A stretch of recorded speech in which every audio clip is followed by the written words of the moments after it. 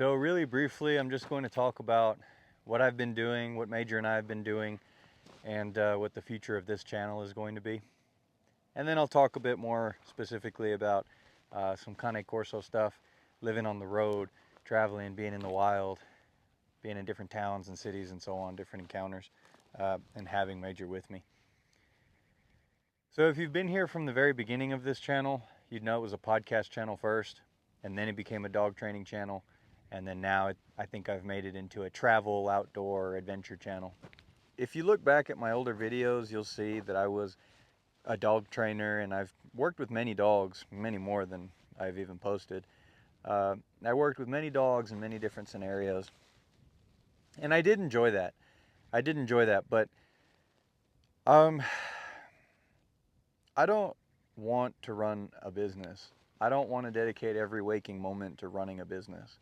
I don't want to dedicate every waking moment to dealing with clients and accounting and people's dogs and problems that rise up on the day-to-day, and then the overarching problems of running the business. And then if you want to stay competitive, you got to manage your prices and all the different things that come with running a business and having a startup. And I don't want to do that. I love my dogs. I love dogs. I love training dogs.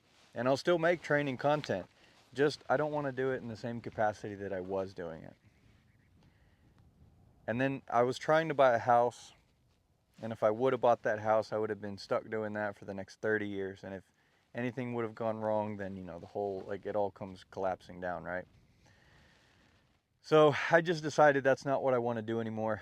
And I took all the money, when the deal for the house fell through, I took all the money that I would have used on the house, and I built out a rig, and I decided, you know what, I'm going to live on the road. I'm going to take Major, we're going to go and we're going to explore the country, the entire country. We're going to go see it. And I'm only about a month and a half in, and I think it's been one of the best decisions of my life so far. I enjoy every aspect of it, even the difficult parts. Cold nights, windy days, sketchy situations with people, animals. I mean, I don't know, man. Nothing beats this kind of freedom. A couple days ago, I was in the mountains of the Gila National Forest. And then a week before that, I was in the Lincoln National Forest, and you visit towns and you meet all different kinds of people and you end up in different situations. And there's nothing like this kind of freedom, There's nothing like this kind of freedom. And maybe my YouTube doesn't do as well as when I was just exclusively making dog training content, but it can't be about that. It can't only be about that. It can't only be about numbers and money and profitability and maximizing efficiency and whatever. It can't just be about that. You got to live, you got to enjoy. And so when I end up in places like this to me is living. This is beautiful. And when I end up in new cities and new towns, and I get to see how different people live, and I find some real hidden gems, man, like some places that I could come back and visit, and they're real beautiful towns and all that. I can't wait to continue doing this. So this is what we're going to be doing. And I haven't figured out quite how to make content for this niche. I haven't quite figured out a style or what's entertaining, whatever, but I'll figure that out as we go. But this is going to be what we're about for now. So as many of you know, this is my Cane Corso Major. He is almost 4 years old. He's about 105 pounds. And he's a great traveling companion. Whether it's out in the wilds or in towns or cities, he's a good boy. Now, I've spent a lot of time training him. I've spent the last 3.5 years training him. So I know I can rely on him. I know I can count on him. And there are certain situations where he comes in really handy, and some situations where he's a little bit more of a liability. So being out in the wild, I know I can count on him. That's the cool thing about the Corso. He always alerts me to anything going on around camp. Before I know, we've had 2 sketchy situations with people. We've had 1 sketchy situation with an animal. Specifically, I had my solar panels outside of San Angelo, Texas, maybe 10-15 minutes at a campground outside of San Angelo, Texas. So I had my solar panels out at a campground about 10-15 minutes outside of San Angelo, Texas. And long story short, he started alerting. He started getting a little aggressive while we were in the tent, middle of the night, 9, 10 o'clock, let's say. And the situation unfolded. There were some people that were going to try to rob my solar panels. They were going to try to steal them and ride off with them. But he alerted me to that. And when we went outside and we sort of stood out there and saw what was up, he got real aggressive and barking, and he kind of deterred them. So situations like that, he's perfect. Having a Corso is really great for any sketchy situations. They are excellent guardians. And, it makes me feel a lot better knowing that he's around, that I got him with me. And he's cool. He's fun. He likes to explore. He's in good shape. He's healthy. Feed him a lot of meat, beef, eggs, chicken, fish. He basically eats what I eat now. We both eat a real good diet. So he's in good shape. And when we go on hikes, when we see the animals, the sights, when we have sketchy situations, they're excellent companions. I will say you do have to train them. Like you have to spend a good amount of time training them. They're not an easy dog. They're by no means are they an easy dog. But that's part of why I do this. I decided to change my lifestyle to include Major in it. I don't want to be, I don't know how that comes off, but I don't want to be, I don't want to leave him in a crate for 8, 9, 10 hours a day, and if I really want to work hard, then I'm going to be working 10, 11, 12-hour days or something like that. I can't leave him in a crate. And I'm damn sure not leaving him in some like boarding place or some daycare or something like that. I'm not doing that. Absolutely not. So this kind of lifestyle suits all of my interests and suits him perfectly. I mean, just look at where I'm at. I'll show you where I'm at here in a second. Just look at this. We're in the hills of southeast Arizona. Before that, we were in the mountains. Before that, in the forests, lakes and rivers. There's deer, coyote, mountain lions, bears, and birds, and all kinds of stuff everywhere. The weather's beautiful here. Where are you going? Come back, buddy. And so I've found that he enjoys it the most. Don't let anybody tell you that it's like.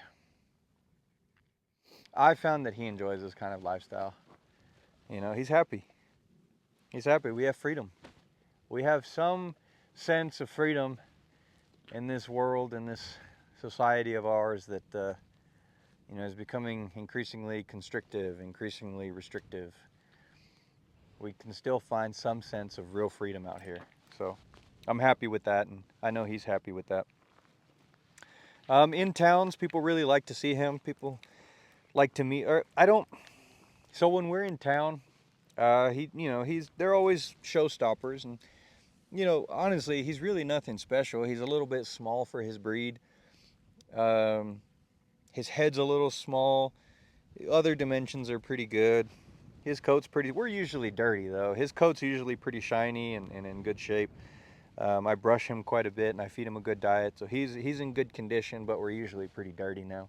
So in town though, he still catches a lot of attention.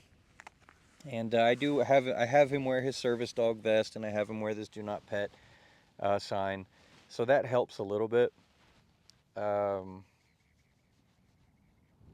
Occasionally, like once in a blue moon, in the month and a half that we've been out on the road, it's only happened once with like some little kids who like really just ran up to him, but that was more the dad's fault, just fucking big fucking sap.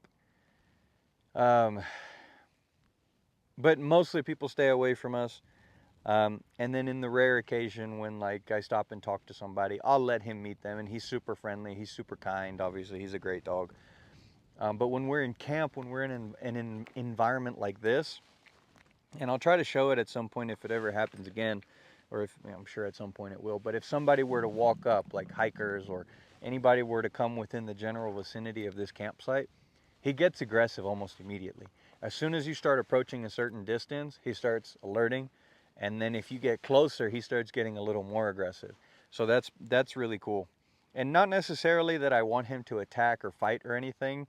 In fact, honestly, you would kind of prefer that he doesn't, just because I would rather handle it, right? I'm always armed. I would rather not put him in harm's way, and I'll deal with whatever the situation, because most of the time it's probably just hikers. But if it is a dangerous situation, I'll handle it. Thank you for alerting me.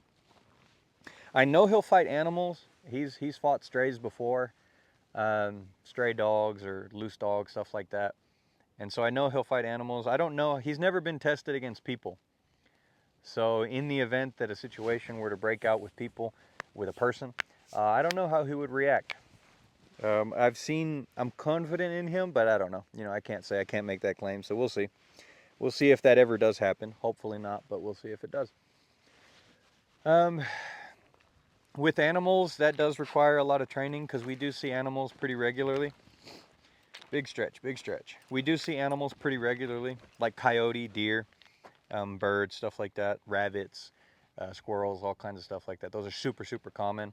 And yeah, they'll pique his interest, they'll pique his prey drive, but with good training and typically with an e-collar, if we're in a kind of heavily populated area with people or animals, I'll typically have them on an e-collar. If we are in a wide open area, you can see things coming for miles, there's nobody around, I'll let him be more free. So that's pretty cool. And that's probably what I'll touch on the most when it comes to training, is things like recall, things like good obedience, especially in environments like this, where that becomes really important, or in environments like forests where things are a little tighter, things are a little more compact, and then in cities and towns and stuff like that, because there are some real dickheads out there who, you know, they're just weird. People are weird sometimes. But anyway, I'll cover more things in more depth with travel, outdoorsmanship, Cane Corso life, stuff like that, as we progress. For now, I got to break down camp. We're just gonna spend a night. We just spent the night here. We're heading into Tucson, gonna see some old friends, and then we'll continue the adventure from there. So, see you soon.